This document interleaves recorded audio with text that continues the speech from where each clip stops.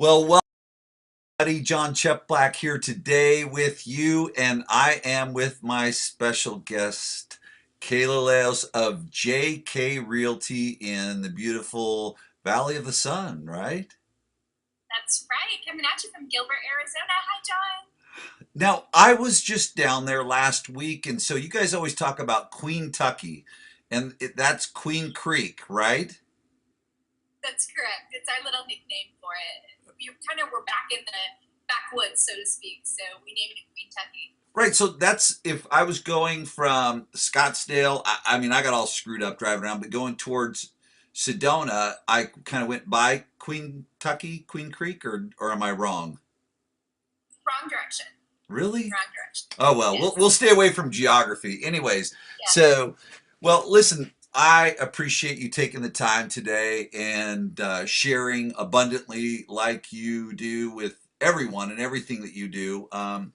Let's just start right in with this great hour of leadership and inspiration and tell everyone about JK Realty, current space and time.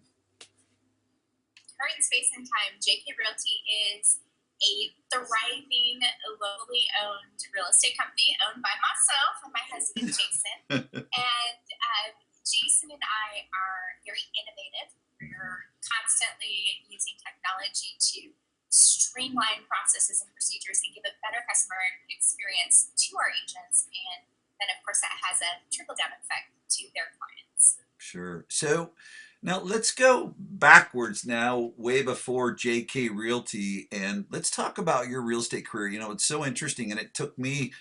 You're very humble, and you're scary smart is how I would describe you.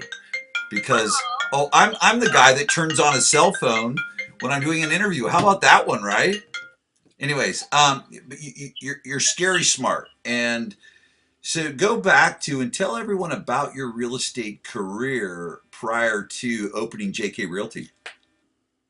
well, so I am fortunate to really have been in the trenches for years and years. I've been selling real estate since 2003 and opened JK in 2007.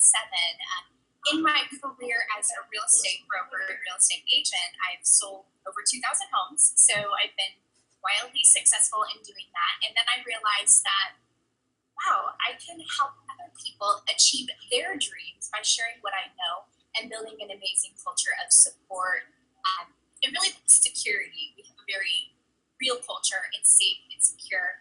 We love each other, we support each other, and we help each other grow.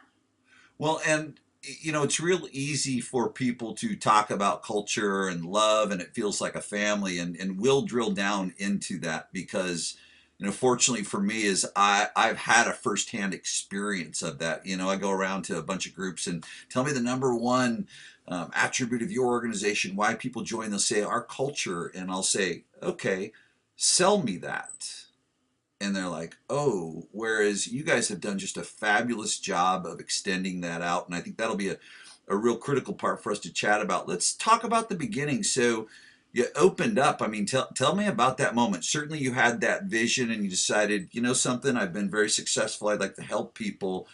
What happened where you just went for it day one? Oh, it's a great story. So I started JK Realty because I wanted to open an office for my operations. At the time, we had just kind of outgrown where we were.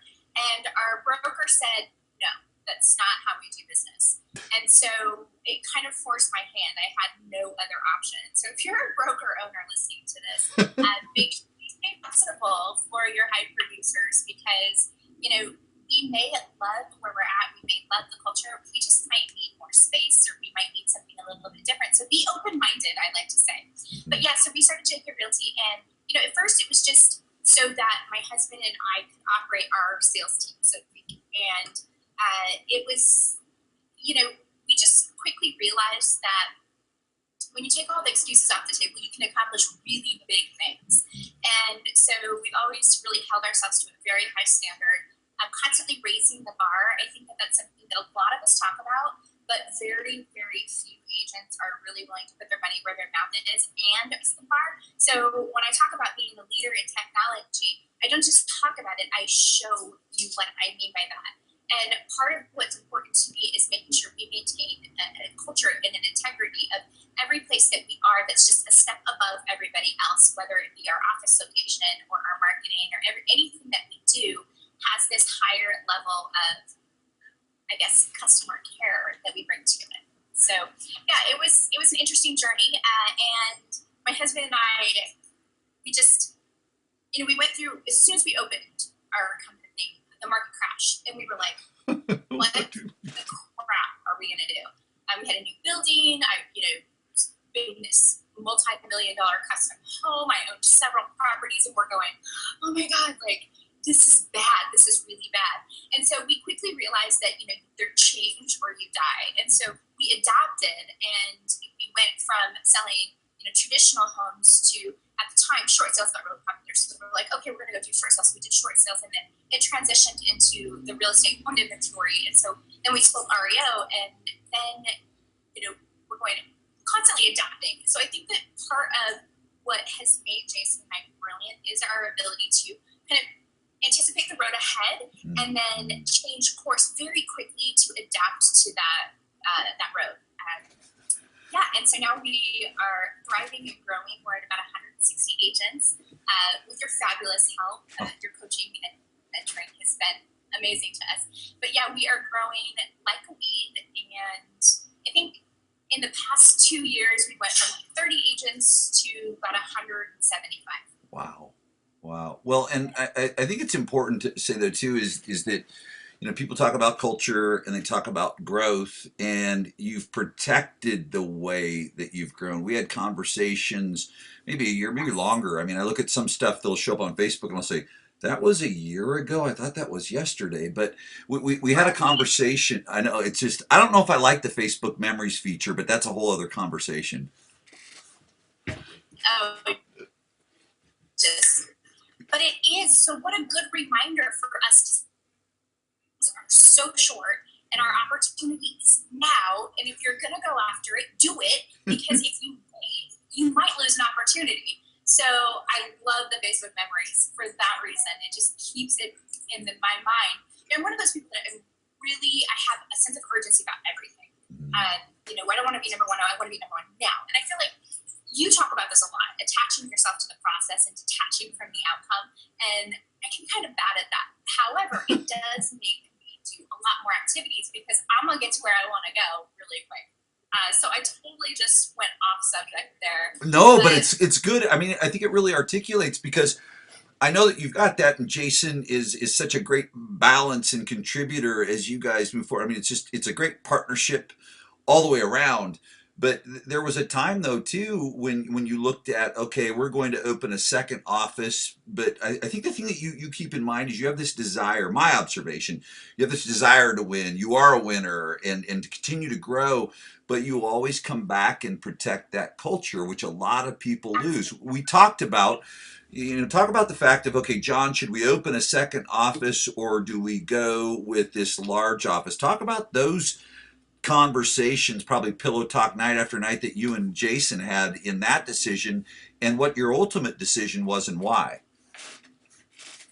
Absolutely. So, I recently read Malcolm Gladwell's The Tipping Point, and he talks about the rule of 150, and how when organizations, churches, social structures, anything get over 150, it kind of becomes difficult to manage that group, and then it's time, maybe to break off and form a new group. So essentially, though, what we wanted to have happen was to keep the culture and keep the connectivity, so that if we did open another office, it wasn't like they were like their own little island. We didn't want them to feel, abandoned, or that they didn't get the love. And so because of that, we have decided to keep it focused and really provide an office as the hub. And then we do intend to open another office in the part of town once we hit the numbers that we want here. But so my interesting thing is that book. It really opened my eyes to this whole 150 thing. And I'm thinking to myself, because my goal is here to be at 250 before I open another office. And so we're going to see. We'll see, like, at what point managing this culture will essentially tip, it could tip very quickly in the opposite way. So it's something that we're really always aware of. Everything that we do, we're always trying to consider culture over profit, which can be difficult because we want to be fiscally responsible. And one of the things that came up several months ago was we just had someone here who was top producer, but they were not a good fit at all. And, we had really received counsel on this situation with you and, reached out to some other people we really trusted. And it came down to we had to make a very difficult decision. It actually wasn't difficult at all, really, because it came down to culture over profit. And when he wasn't a fit culturally, we had to cut those ties and part ways from our top producer. So I think that really sent a statement that it isn't about what you bring monetarily. It's about who you are, because we really believe that we're all capable of amazing things. Why not work with people that are amazing, and we will all grow together? Sure. Well, and let's stay in that space because I know it was a tough decision for you because you've done a really, in my observation of you, is you do a really good job of bridging, from that gap from our head to our heart. You've got that brilliance and you've got that care.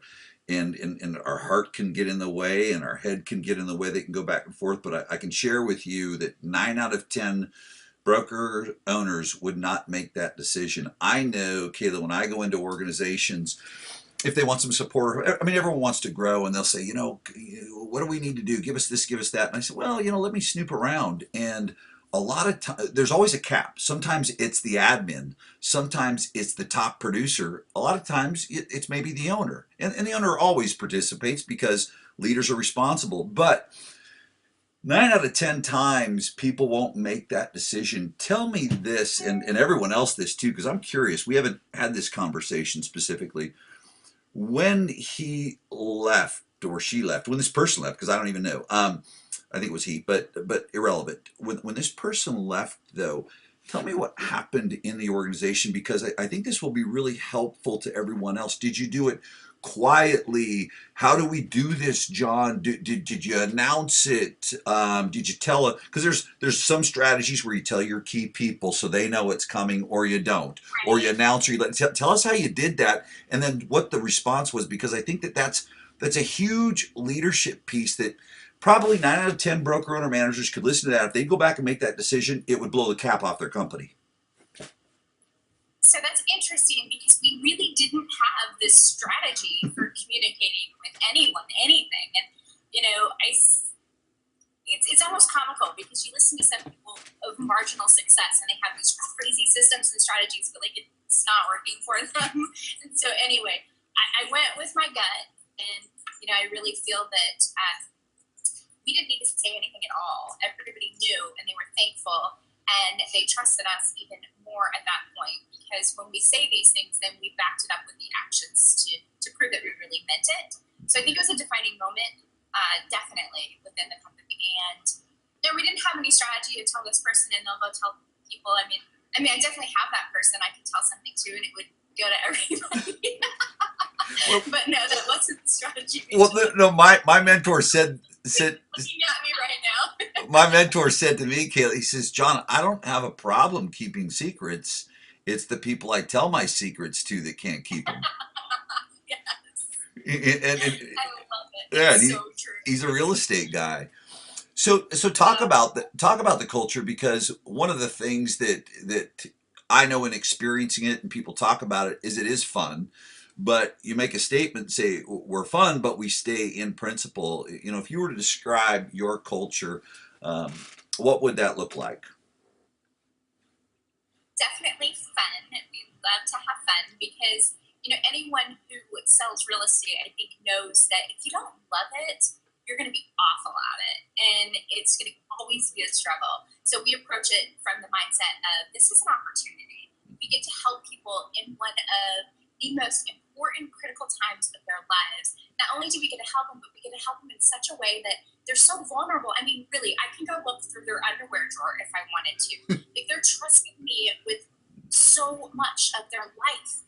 And so we don't take that for granted. So we respect the individual, and we give them the care that they want. And I think that's something that so many people have wrong. It's, they preach the golden rule. Well, I believe in the platinum rule. I believe in treating people how they want to be treated, not how I want to be treated, because everybody's so different. And so part of how we try and tailor our business model is to really dive in and figure out what it is about that they want to have happen and what do they want in their business. Because, I mean, I'm not some all-knowing God that knows like one way is the only way. And in my experience that I've seen so far, there are many ways to skin a cat. Yes. And so it's just all about being there and encouraging them to just freaking skin it already. Like most of the time what needs to happen. Right, just take that action, right? That's right. It's right. So our culture is fun. We really believe in abundance because the mindset of fear and scarcity really just holds people back, prevents them from living their best life. So we promote that. We're really big about coming together and celebrating. Celebrating success is super important to us. The small wins are often what matters most to be celebrated, but yet so few of us do. It's like it almost takes like this crazy act to get people excited. So I'm always like, what can I get excited about? Like I journal about it so that throughout my days, I'm trying to find certain situations and scenarios that are really just going to light me on fire, and I can go back to them when I'm feeling down or discouraged. So that's something that we really love to do is celebrate.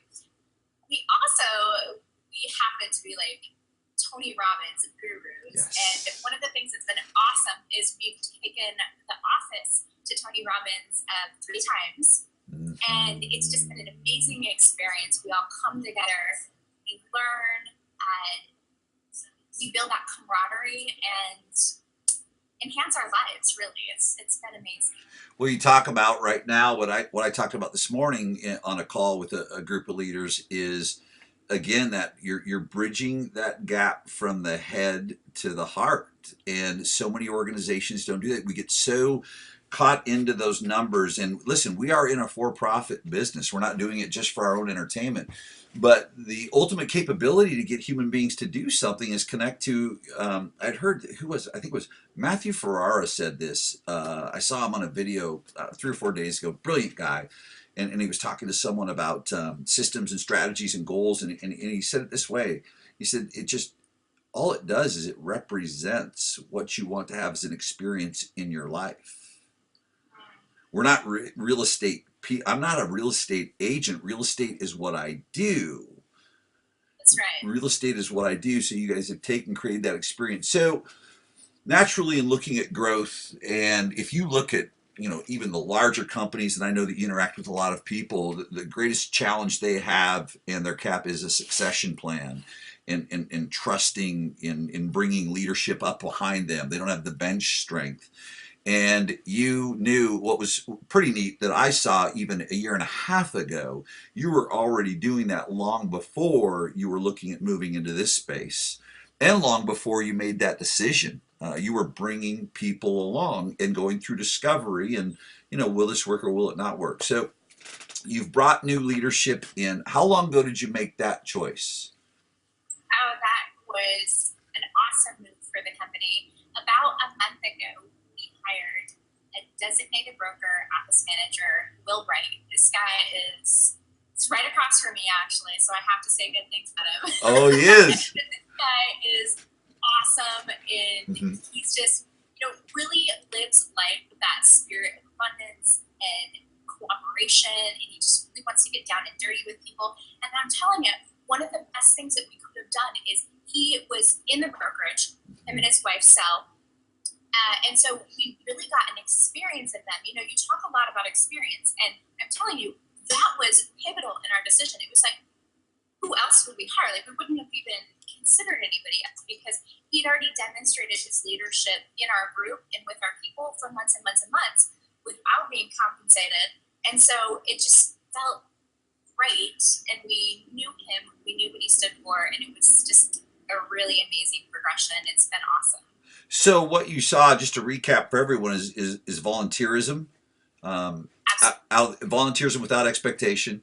You saw someone that was competent, committed to your culture, and could continue it forward as you expand from a visionary space. Absolutely, absolutely. In fact, someone who is what I love, he's better than I was at it, you know. And to So good, me, so good. that is success. Is when you can get someone who their strengths are better than yours, and you're okay with it, Yes. and that's when you know you're on the right track. Yes. And that was definitely the case with Will. He's an amazing human. So naturally, that's freed you and Jason up to work on other things more from a visionary standpoint, but yet still very connected. I know that about both of you. Talk Yes. about the work that you've done because this will shock you, but it's so true. The percentage of leaders and agents, I say it's shocking to you as far as agents are concerned too, because your adoption rate in your office, in your organization, from a technology and a social media space is, far ahead of many, I'd say 90% of the companies out there, period. So talk about the step that you took into video, into social media, how that has grown, and how you apply it on a daily basis, not only in your leadership but also through to your agents. Okay, great question. So one of the things that we do is we just lead by example. You know, I'm Wow, not going to right? tell someone that video works if I'm unwilling to get on video myself. And so the most powerful thing for us to do is to use video to grow our business. And what I'm totally crushing over right now is Snapchat. I love it. You do. I snap my day from when I wake up to when I go to bed. So follow me on Snapchat, you guys. It's at Kayla Leos. At Kayla Leos.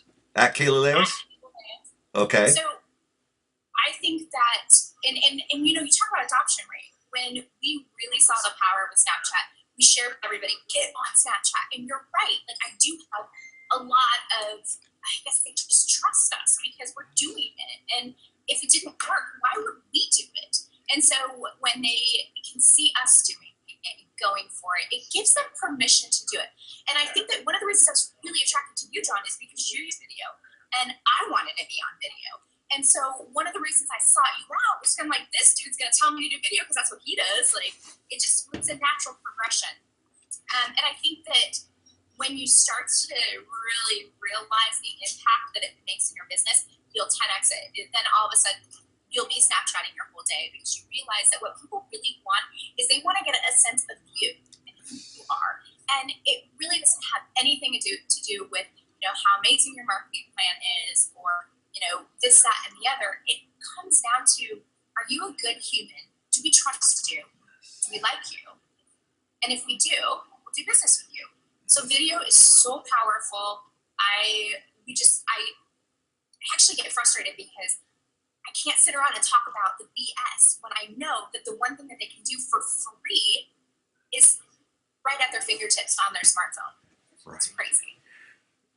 Well, it is crazy. I was talking to someone the other day and they said, well, but just tell me something different than video. I said, no, what I'm going to tell you is this. You're terrified, and my responsibility is when you're sitting in a space that you're terrified is to not move off from it.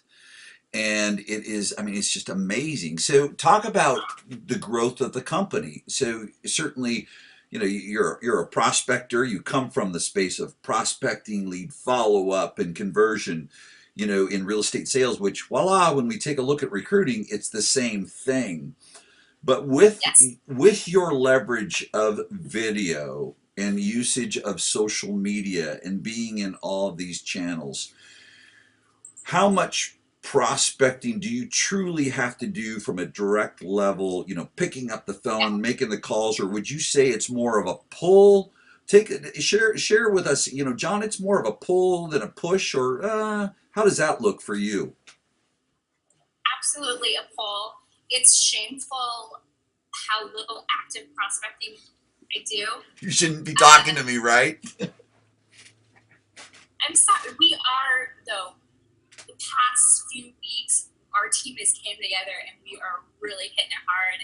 But I guess what I'm saying is, though, is with video, it's more of a pull. You don't have to push. You don't have to use the really aggressive sales systems because getting your message out there and people already know what you're all about. So we'll have things like agents joining without me even going over our commissions, like ever, like not once. It's crazy. We'll have people that fit, and it's more of us interviewing them. They already know all about us, so we then get to use that opportunity to figure out, are you could be a good fit for us? That's good. And that is powerful because it really changes the role. And I'm not like sitting there trying to like sell my firstborn to them to join. It's more or less they know who I am, they already like it, or they wouldn't be sitting there.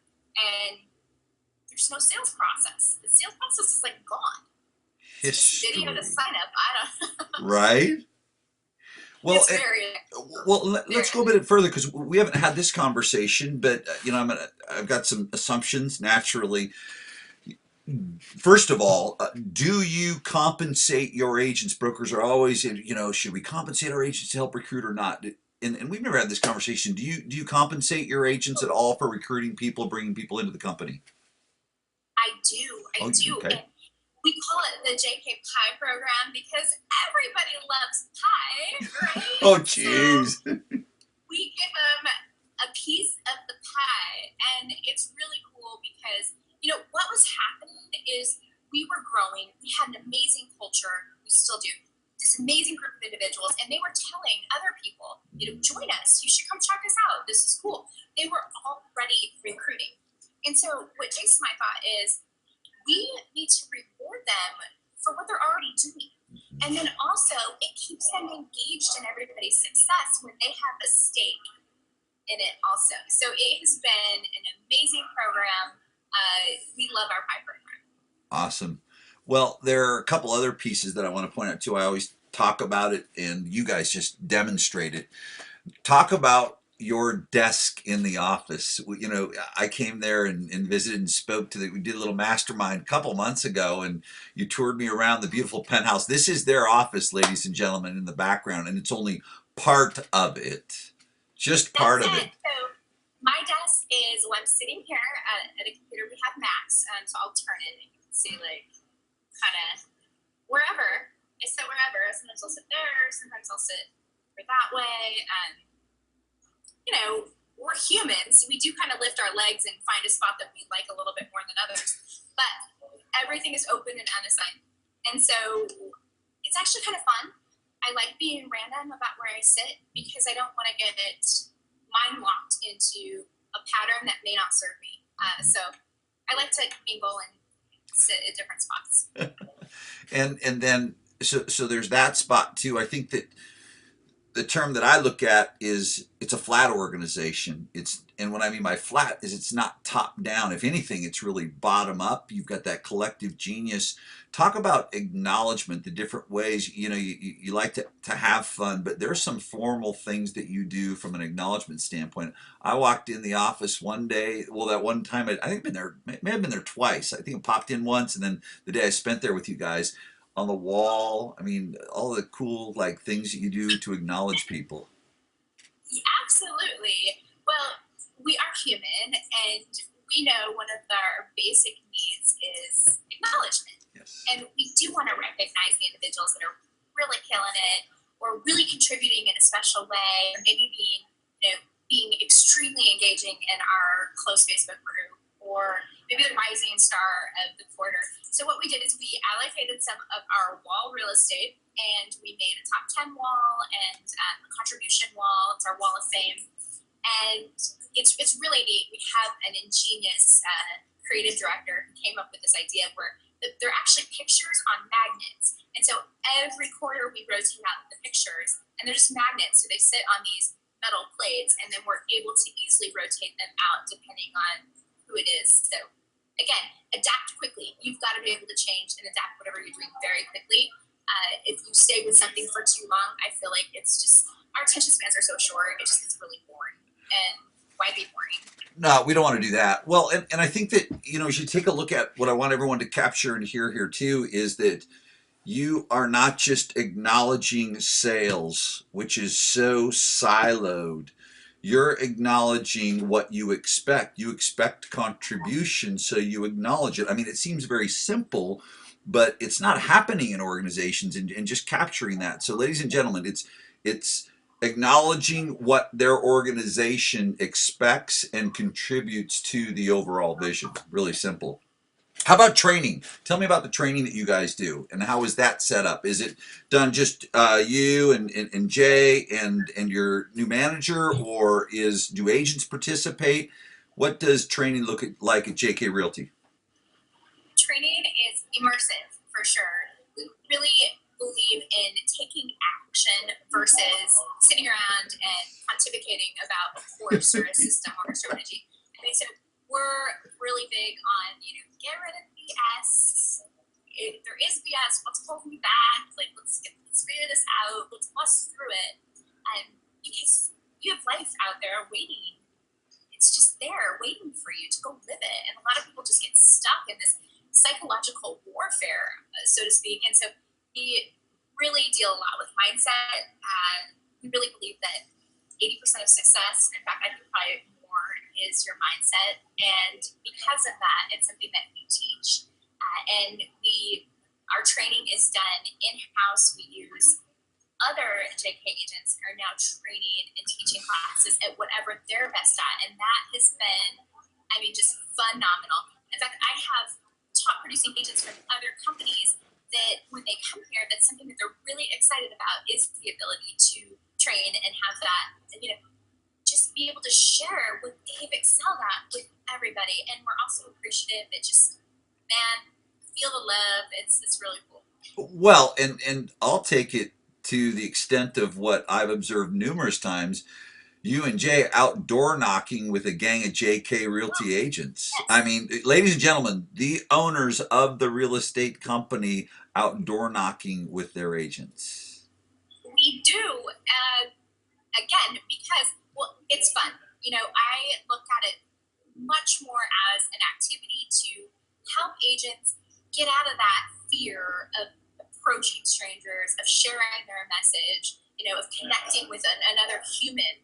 It's amazing. Like, I love this. Like, don't get me wrong, love it.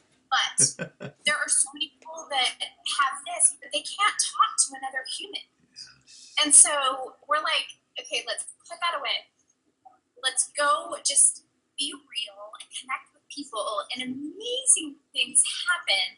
So yeah, we will. Well, in fact, it's kind of scary to some agents because if they're sitting around like complaining about not making calls, I'll be like, well, let's go make calls. Yeah, that's the problem with you. Yeah, well, you just gotta do it.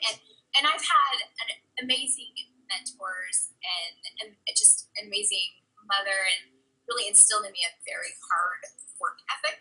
And so because of that, I can do anything. I will do. I do everything and anything too if I need to, whatever it takes. Sure. So 150, 160 agents right now. When is the 250 number going to hit for JK Realty? What's the vision there? So our goal is 250 by August, and it's a good goal, especially with the way we want to grow. Yes. But our team is working really hard, and I'm confident we're going to hit it. Yeah. What was that, Jay? That was Jay. He was waving to us in the background. Did you see him? Yeah, I know. It can be a little chaotic. Oh, that's good though. Keeps it real. Keeps it real. So, when you take a look at the ultimate objective, do you look at going outside your marketplace, staying in the Phoenix? Do you have this big vision, or is it stay? You know what? The Valley of the Sun's good for me. I like to really see where you're at. I am young. I know. 36 years old. Like, you're a baby. I do think that JK will be a national brand. Sure. We're really excited about it, and we definitely want to spread our message to other marketplaces. We just want to be smart about it, and we want to grow the right way and really keep the focus, again, culture over profit. And I think that if we maintain that, we will realize all the profit we want, first of all, and we'll also have that good growth that will lead us down that path of sustainability. Sure. So, going further beyond that culture that's in the organization, in the office, that's certainly related to business and that family, then there's community that's outside of a real estate transaction. And I've seen you guys do some things out in the community, and then there's some special work that you've done in empowering women at a super high level. Talk about that. Talk about your work in the community, and then talk about your work with women in empowering them. I want to come hang out with you guys. Are you guys like jumping out of airplanes and doing foolish things like that, Kayla? Yes. Yes, I do have a group of women. We call ourselves the Hustlers, Yes. and we get together and do crazy things and have fun. And a while back, we did all go skydiving and had a weekend retreat. It was amazing. I just believe that. Well, I believe in the human spirit, and I believe that we're just capable of amazing things. And it's sad because sometimes someone just hasn't had that person in their life that believed in them. And I will always, always believe in people and their dreams. Always. No matter how crazy, I'm just like that. I'm a little delusional, and I think that's what makes me great. Yes. And so, because of that, once I realized that my ability to impact people's lives, just it was greater than what I could have imagined it to be. Like we started JK, and it's so much bigger than us now. It's not even about us anymore. Like the vision and the purpose and what we're doing is so amazing. And same with local businesses. It's one thing that Jason and I are really passionate about. We're a small local business. We started that way. We had a lot of support being a small business. So we're really passionate about helping other small businesses really get attention and get people in the door. So we do local business reviews also, and the community loves it. It has really been a success. Well, you guys do it fun. I mean, people just have to follow you because I saw the market update with the hard hats on that video. So Yeah, good. that was fun. Yeah, that was so good. And then I mean, you guys just going right in, and it's the JK takeover when you go into a restaurant or a community business. I mean, it's good. It's really really good. So you take a look at what you're doing. You're empowering women, and you're contributing to the community, and you take a look at growth as far as that's concerned. Now, with that, take people through from the day you started to, because there's always little spots where we pause and we're humans and we ask ourselves questions. Was there a pause that took place from the 0 to 160? Was there a time, was there a number that was really tough for you to get over that you were stuck at in this process? What? Yes, several, really, several. And I think that we really we hit a plateau about 75. We Yes. hit a plateau at about 125. Mm. And probably right at about 175, we're somewhat at that plateau again. So, you hit these points, and you do wonder, like, what am I going to do to get over this? But what we have found is that if you just keep going, if you just keep doing whatever it is that you were doing, the results will come. And so we just keep on trucking, and sure enough, all just falls into place. So it's really cool. And it doesn't look like you're having fun. No, not at all. Okay, I have to have fun. I get bored very easily. We're always on the go. We're very creative individuals, so we just want to be expressing ourselves in the truest and the highest form, I think. And so because of that, it really pushes us to be continually outside of our comfort zone, always doing, you see the videos, you see the end result. What you don't see is how crazy and chaotic it can be with that many people, with equipment, with mics, with scripting, especially when you go in and try and do something on the fly. I mean, it's fun. It's exciting. Well, I know with just my simple little stuff that I do, and of course Tim handles so much of it, but still, even when I start playing around and stuff, and then I see what you guys do, and I say, wow, that's just, I know what's behind that, and it's commitment and it's work. But I think the most important thing is that, number one, we can tell people we're great. Number two, other people can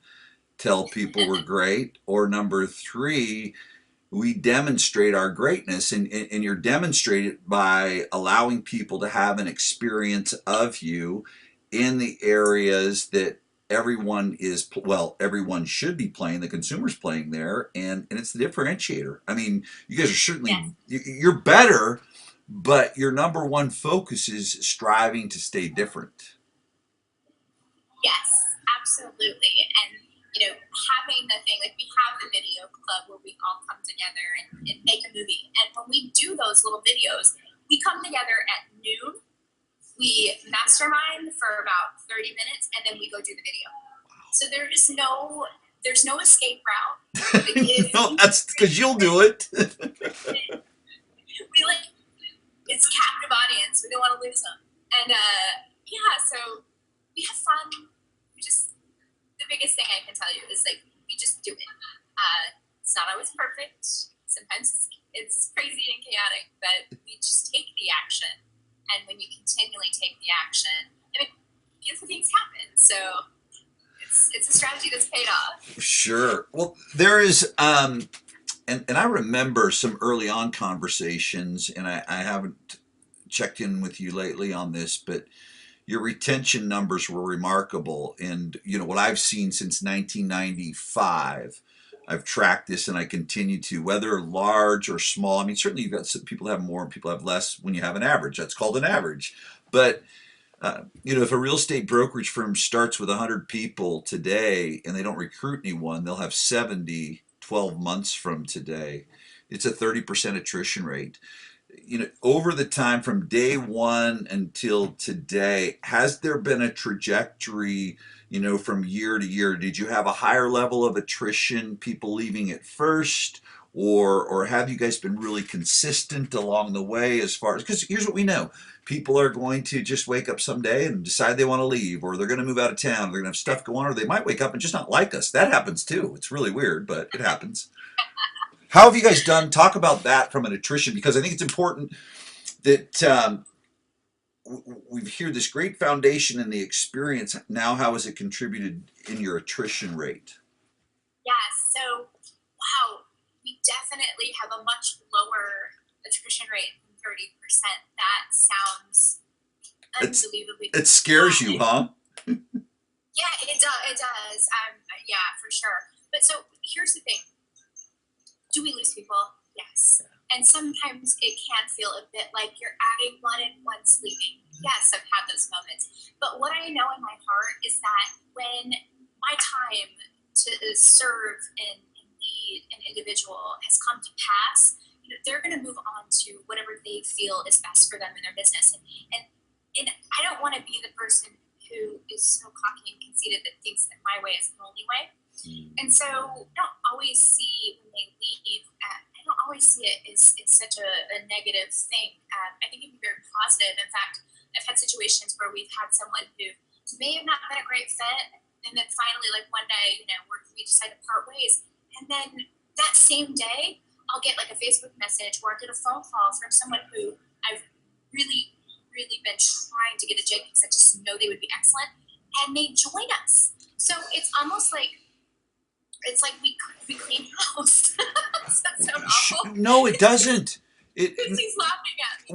Well, it's true, right, Christy? Yeah, I mean it happens. sure. It's like Well, you create a space that allows it, because when we've got something that doesn't work for us, I can tell you that that's another piece that's very challenging for many leaders, many brokerage firms. It's not how you say hello; it's how you say goodbye. And I watch people send people out the door in interesting ways, which, when you celebrate, hey, whatever. Listen, no one likes someone leaving. Sometimes it right. is good, but it's not. We don't like it. But my goodness, remember that, ladies and gentlemen. And I know from, I go back to, I'm really old. Gosh, I think I've been in the business as long as you are old. As long as you are old. That's not very good English, but I've never been grammatically correct, anyways.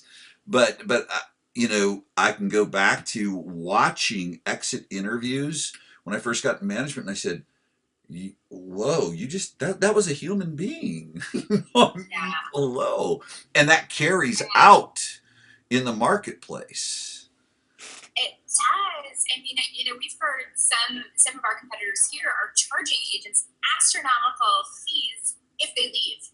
And I'm like, what is that all about? I mean, maybe I just haven't been doing this long enough. Maybe I haven't been jaded, so to speak. But I also think that because I'm not jaded, there's something very beautiful about working with me, and because of that.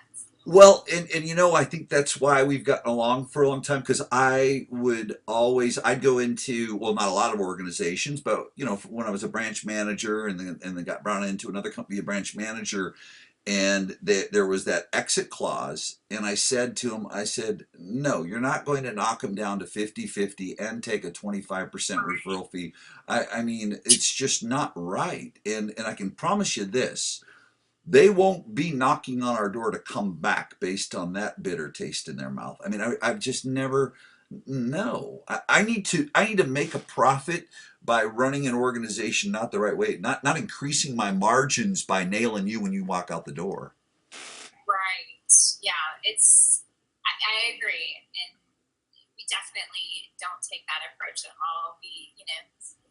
I always say, who am I to decide what's best for you?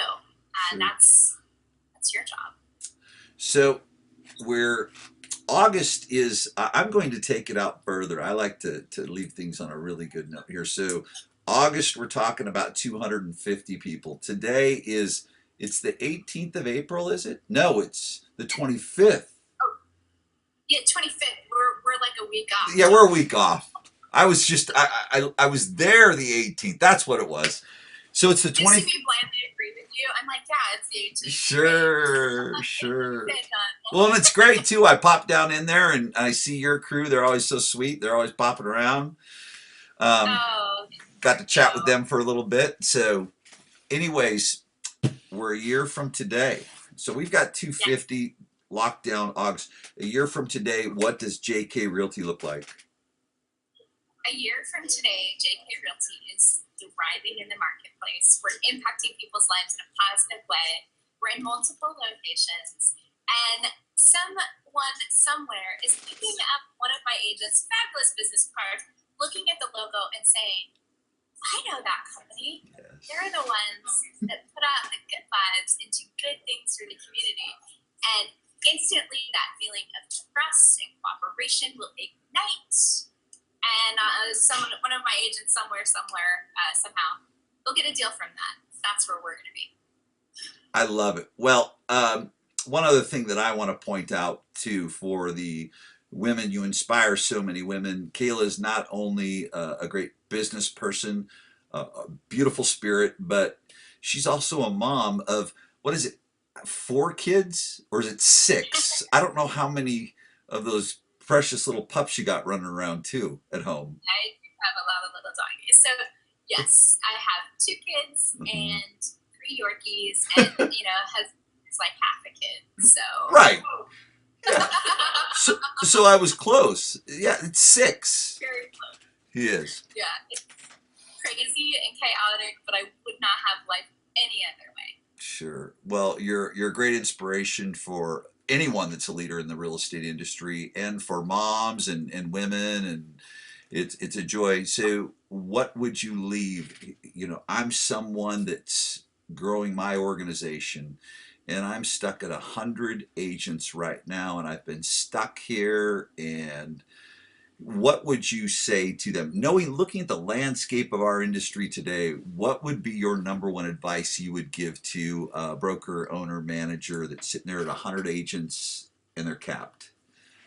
My advice would be to up your game in video. Start busting out that phone, take some videos, post them, share them into groups, spread your message, and get on Snapchat and follow me. I will inspire you, no doubt for sure. So, yeah, just keep going, keep going. Use video. You're missing out if you're not. And where can everyone reach you, Kayla, if they want to reach out and chat with you? You're going to funnel them. You know what I think? I think you're only going to give away your Snapchat contact information. That's right. At Kayla, you can follow me on Snapchat. And John, I've been waiting to follow you on Snapchat too. So I knew it was coming. I was just going to tease her or tease the group saying if you get in her galaxy, she will jump in a thread on a post and say, where are you? You did that with Ryan yesterday. I totally did because, you guys, you have no idea the potential for that platform. It's going to be amazing. I mean, like 20 million videos are being watched on Snapchat every day. It's crazy. And so, if you're creative at all, which I know you are, able to tell very, very cool stories, which is basically just a way of saying you can share your fabulous life with other people and inspire them to go live their best life too. Well, here's where I think this is a perfect, well, I don't want to say an end because to be continued. We'll have further conversations as you grow. The teachers, the student, the students, the teacher, the roles are reversed here because I'm sitting here now with Snapchat and I looked at it and I said, these people are like movie producers, the stuff that they're creating. I mean, I know, it's so cool. I mean the apps, and I know that. I mean, yours is going to be just great. So I will. I'm going to connect, and I think I'll be texting you going, Kayla. Oh my gosh, you're hilarious. You crack me up. So, anyways, so It's fun. well, this has been fun. You're wonderful. Thank you so much, and I'll You see you too. next time I'm down in Phoenix. Bye bye. All right. Sounds good. Thanks.